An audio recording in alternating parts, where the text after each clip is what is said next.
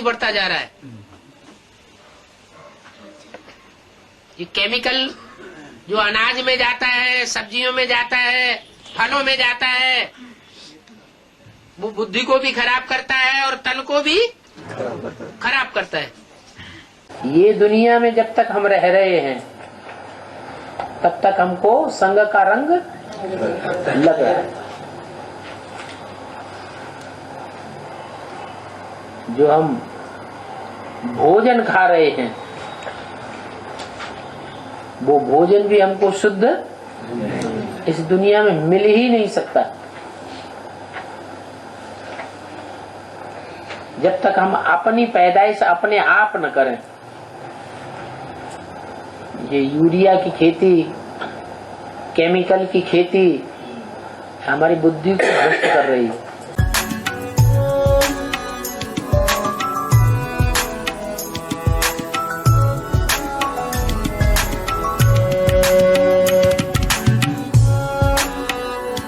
ये जो खाद आ रही है अन्न में यूरिया मिक्स हो करके आ रही है और यूरिया का अनाज मिल रहा है, यूरिया से बने हुए फल मिल रहे हैं और यूरिया से बनी हुई सब्जियां मिल रही हैं। तो जो यूरिया की बनी हुई चीजें हम खा रहे हैं ये अन्न दोष नहीं लग रहा है। वार्तालाप नंबर 71। आइए देखते हैं बाजार में बिक रही ताजी पत्तेदार सब्जियों का राज।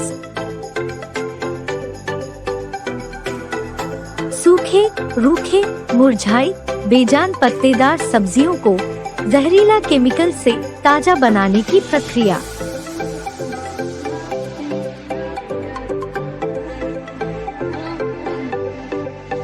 रासायनिक केमिकल मिश्रित पानी।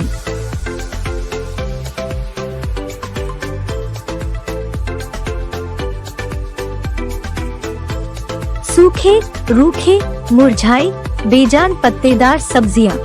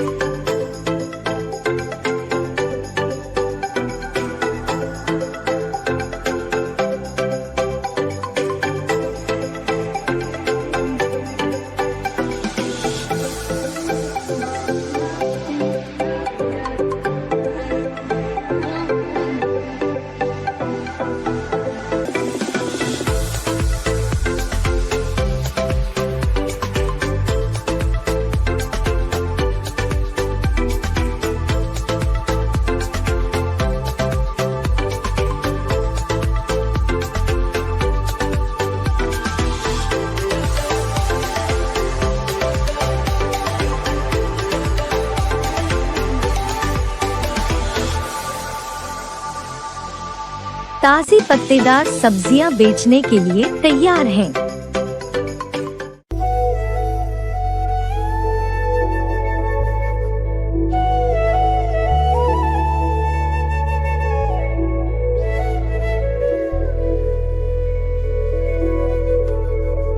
क्या ये आपके लिए फायदेमंद व सुरक्षित है? यह एक खतरनाक एवं जहरीला उत्पाद। गंदा खून, गंदे संकल्प चलते हैं और अच्छा खून, स्वच्छ संकल्प चलते हैं। जब यूरिया पड़ेगी तो भोजन सुखदायी बनेगा, सात्विक बनेगा या तामसी बनेगा? तामसी संकल्प आते। जो तामसी संकल्प स्वर्ग की दुनिया नहीं बनने देते। ब्रह्मा के सत्संकल्पों से स्वर्ग की सृष्टि रची गई, वो सत्संकल्प ही नहीं चलने देते। तो ये केमिकल का प्रभाव है।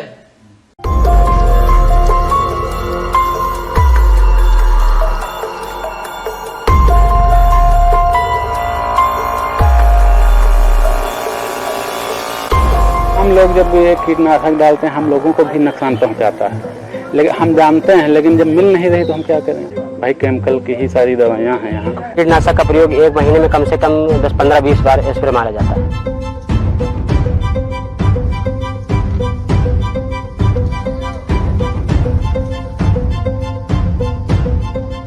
कंपनी वाले आते हैं, वो बताते भैया ये चीज़ आप डालिए, ये फायदा कर। जैसे छीमी बढ़ने के लिए अभी कल आए थे एक लोग, तो कह रहे थे कन्वर्टर, तो कन्वर्टर कह रहे थे कि छीमी इससे बढ़ेगी, मोटाई भी लेगी। तो हम लोग सोच रहे थे कि चलो इसको लाएं, अब की बार यूज करें। फली पे कीटनाशक पड़ रहा है तो वो जाता तो है ही अंदर। केला व्यापारी कह रहा है साफ सुथरा केला होना चाहिए, शाइनिंग आए, चमक आए केले में, वैसा केला चाहिए हमको। तो वो चमक लाने के लिए क्या किया? चमक लाने के लिए सर जलेबी है, दवा डाली जाती है कि शाइनिंग आए, खाद वाद डाली जाती है, डाया का प्रयोग किया जाता है, यूरिया का प्रयोग किया जाता है। हम खेती करते हैं, कुल मिला भरोसा तो करना पड़ेगा भाई। आप आए बता रहे हैं, हम लोग तो फायदा सब मतलब कि फायदा होना चाहिए कुल मिला के।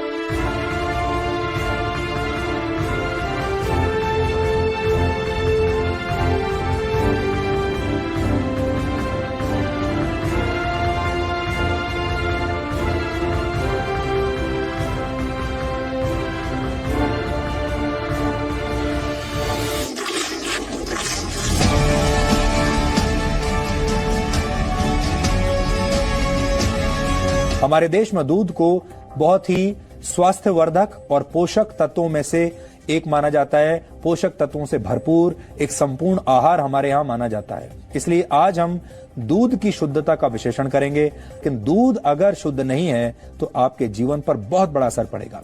सबसे पहले आपको हम ये बताएंगे कि food safety and standards authority of India यानी FSSAI के सर्वे में दूध की शुद्धता के बारे में ताजा रिपोर्ट क्या आई है। देश में मिलने वाला 41% दूध गुणवत्ता और सुरक्षा दोनों मानकों पर फेल हो गया है और 5.7% दूध तो ऐसा है जिसमें एफ्लेक्सटॉक्सिन M1 नामक एक जहरीला तत्व पाया गया है जो काफी नुकसानदायक है और ऐसा दूध आपको बिल्कुल नहीं पीना चाहिए। इस एजेंसी ने देश के 1100 शहरों से दूध के 6,432 सैंपल्स लिए। इसमें खुला दूध बेचने वाली डेयरी और दूध वालों से लेकर पैकेज्ड दूध बेचने वाली कंपनियों से भी सैंपल लिए गए। सर्वे में 368 सैंपल्स में ये जहरीला तत्व एफ्लेक्टॉक्सिन M1 पाया गया और इसके अंश ब्रांडेड दूध में भी मिले हैं। यानी ऐसे दूध का सेवन करना आपके लिए हानिकारक हो सकता है। ये एक तरीके का इन्फेक्शन है। इसके बाद दूध के 77 सैंपल्स में तय मात्रा से ज्यादा एंटीबायोटिक्स मिले। देश के 3 राज्य उत्तर प्रदेश, मध्य प्रदेश और महाराष्ट्र से लिए गए सैंपल्स में एंटीबायोटिक्स सबसे ज्यादा मिले हैं। दूध के 12 सैंपल ऐसे भी थे जिनमें यूरिया, डिटर्जेंट जैसी हानिकारक चीजें मिली, यानी इसमें भी मिलावट की गई थी। दूध में मिले हुए खतरों पर यह रिपोर्ट FSSAI के national milk safety and quality survey 2019 में सामने आई है। इस सर्वे के लिए मई 2018 से अक्टूबर 2018 के बीच ये सारे सैंपल्स इकट्ठा किए गए थे और इस हफ्ते इस एजेंसी ने ये अपनी रिपोर्ट जारी की है। देश में मिलने वाले 41% दूध में जहरीले केमिकल्स, एंटीबायोटिक्स, यूरिया और डिटर्जेंट्स का पाया जाना बहुत चिंताजनक बात है।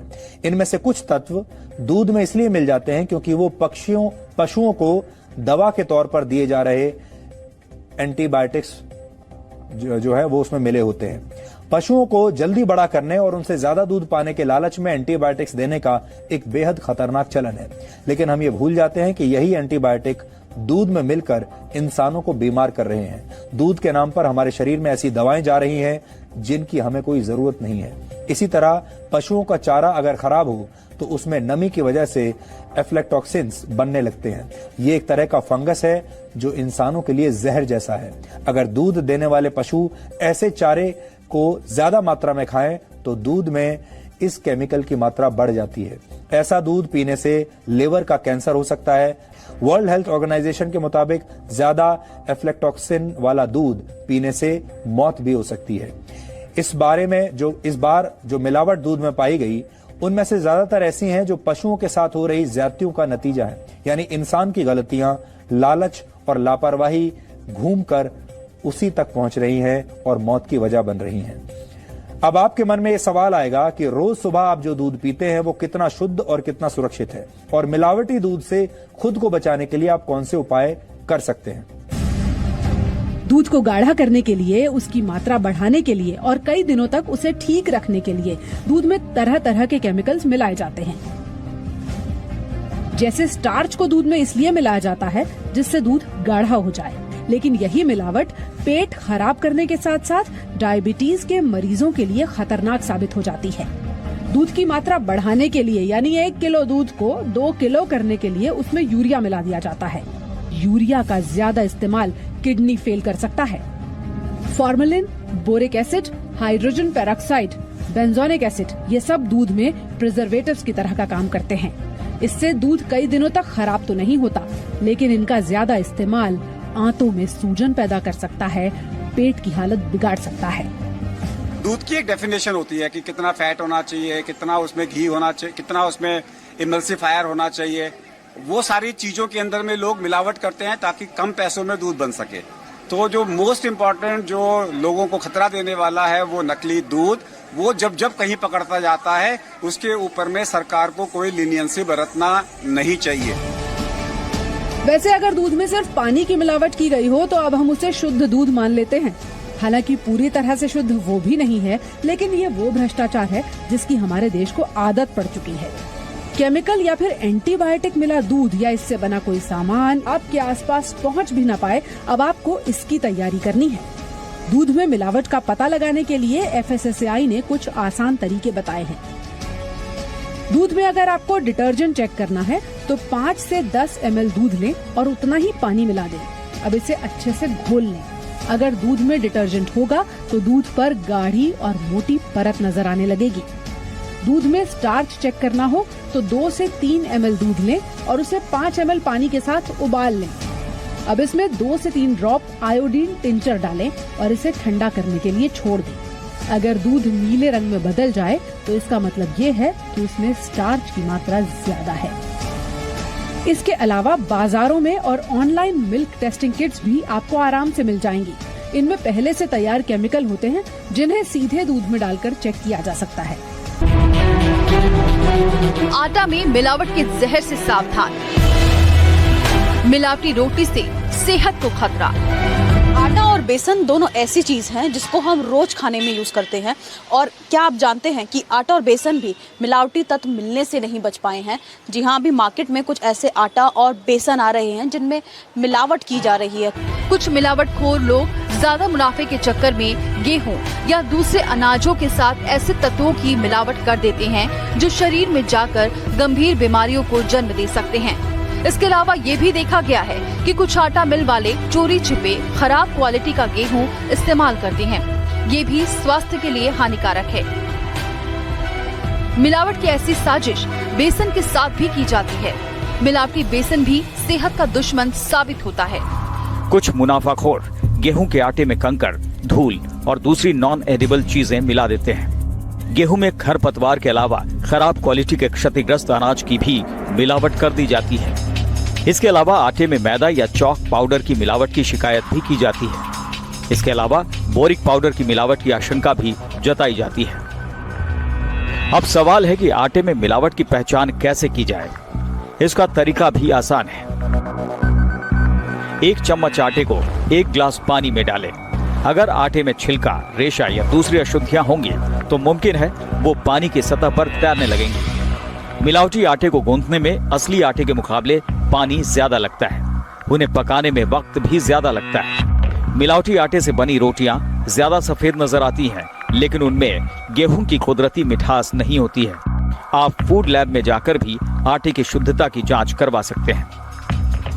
मेडिकल एक्सपर्ट्स के मुताबिक मिलावटी आटे से बनी रोटियां खाने से हाजमा खराब हो सकता है, पाचन तंत्र पर बुरा असर पड़ सकता है, रोग प्रतिरोधक क्षमता कम हो सकती है। उसमें पेट खराब हो सकता है, एलर्जिक रिएक्शन हो सकती है, और अगर उसमें हैवी मेटल्स हैं तो नसों पे असर पड़ सकता है, न्यूरोपैथी हो सकती है। तो जो मिलाया है वो आपके डाइजेशन को में नुकसान कर सकता है। अगर वो ब्लड सर्कुलेशन में आ जाए, बॉडी के अंदर आ जाए, तो डिपेंडिंग ऑन कि उसमें क्या तत्व हैं, क्या कंपोनेंट्स हैं, वो नर्व्स में जाके इरिटेशन कर सकता है, दिमाग में इरिटेशन कर सकते हैं। सफेद आटा, काली साजिश। न्यूरो साइकेट्रिक प्रॉब्लम्स हो जाती हैं, long term exposure to lead, जो कभी कभी पानी और मिलावट में भी आ जाता है। तो डिपेंडिंग ऑन द मेटल और एक्सपोजर साइड इफेक्ट्स काफी ज्यादा हो सकते हैं। फल सब्जियों पर मोम की परत। सेब या बाकी फलों पर मोम क्यों लगाते हैं? फल और सब्जियां खुद एक हल्की परत मोम की छोड़ते हैं जब वो पेड़ या पौधों पे होते हैं। ये कुदरती तरीका होता है फल और सब्जियों के खुद को सुरक्षित रखने का। लेकिन जब यही फल और सब्जियां तोड़कर अलग कर ली जाती हैं तो इनके जल्दी से जल्दी खराब होने का खतरा होता है।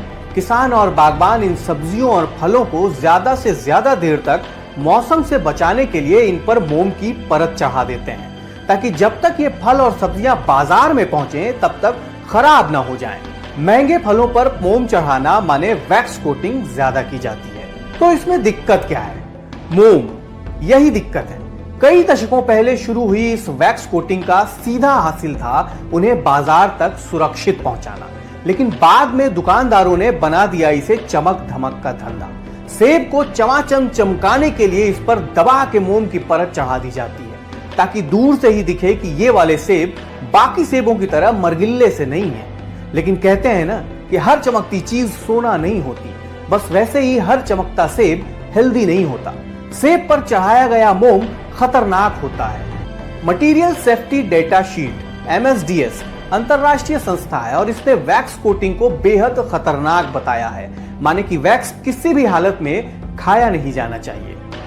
क्योंकि भारत समेत दुनिया भर की फूड अथॉरिटीज कहती हैं कि खाने के सामान पर अगर वैक्स कोटिंग करते हैं तो आपको कागज की चिप्पी लगाकर ग्राहक को बताना होगा कि सामान पर वैक्स माने मोम की परत लगी हुई है। साथ ही आपको यह भी बताना होगा कि वैक्स क्यों लगाया गया है, और ज्यादातर मामलों में ऐसा होता नहीं है। दुकानदार इस्तेमाल करते हैं केमिकल वैक्स।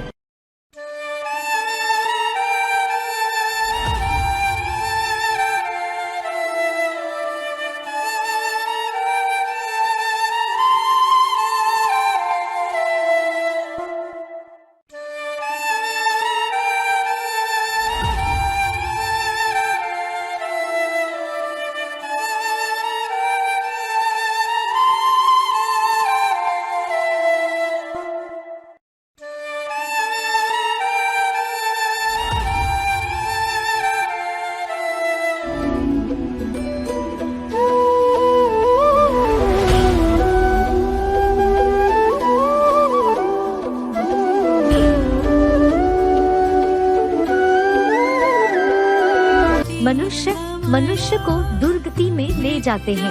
एक ईश्वर सभी मनुष्यों को सद्गति देते हैं। मुरली तारीख 11 मार्च 1969, पृष्ठ 1 अंक। केमिकल डाल करके खेती में चास पैदा की जाती है ना, खेती वो केमिकल का आलू, केमिकल का गेहूं, केमिकल का चावल, वो खा करके कैंसर होता जा रहा है, ब्लड प्रेशर बढ़ता जा रहा है। तो इससे फायदा नहीं हो रहा है। जो अनाज हम खा रहे हैं उससे और ही ज्यादा नुकसान हो रहा है।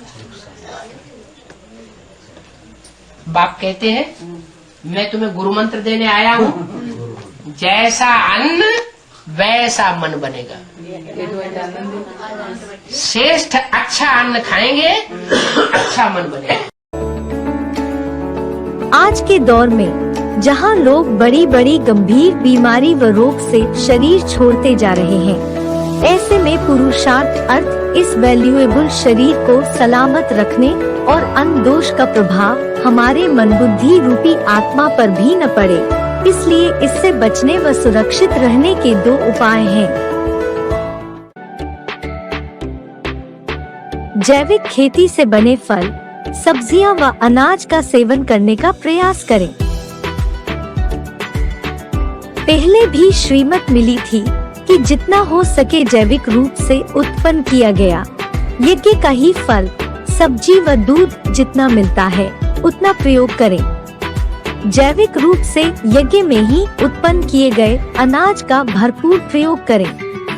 बाहर की केमिकल युक्त सब्जी, फल, दूध मंगाकर खाने पीने से मन को संतुष्टि तो मिल जाएगी कि हम हरी सब्जी खा रहे हैं, फल ले रहे हैं, परंतु स्लो पॉइजन की तरह वो धीरे धीरे हमारे शरीर को नुकसान पहुंचाता जा रहा है। इसलिए जितना हो सके उन विषैली चीजों को खाने से बचे रहने की कोशिश करना है। होम गार्डनिंग, बागवानी। घर पर फल सब्जियां उगाने से हमें कीटाणुनाशक और केमिकल से मुक्त ताजी खाद्य पदार्थ एवं फल सब्जियां प्राप्त हो सकती हैं। मार्केट में मिलने वाली सब्जियों से तो ये शुद्ध और ताजी होंगी ही, और इन्हें खाने से आप ज्यादा स्वस्थ भी रह पाएंगे। हालांकि दहलाने वाली केमिकल के प्रयोग से बहुत तेजी से बढ़ने वाले खाद्य पदार्थ की अपेक्षा बागवानी, होम गार्डनिंग भल थोड़ी धीमी गति से परिणाम दे सकती हैं, लेकिन वे परिणाम बहुत लंबे समय तक चलने वाले होते हैं। बाबा ने मुरली में भी बोला है, शरीर को निरोगी तंदुरुस्त रखो, गफलत न करनी है, खान पान की संभाल रखेंगे तो कुछ न होगा। एकर्स चलने से शरीर भी तंदुरुस्त रहेगा। यह अमूल्य तन है, इसमें पुरुषार्थ कर देवी देवता बनते हो। मुरली तारीख 25 जुलाई 76, पृष्ठ 1 अंत।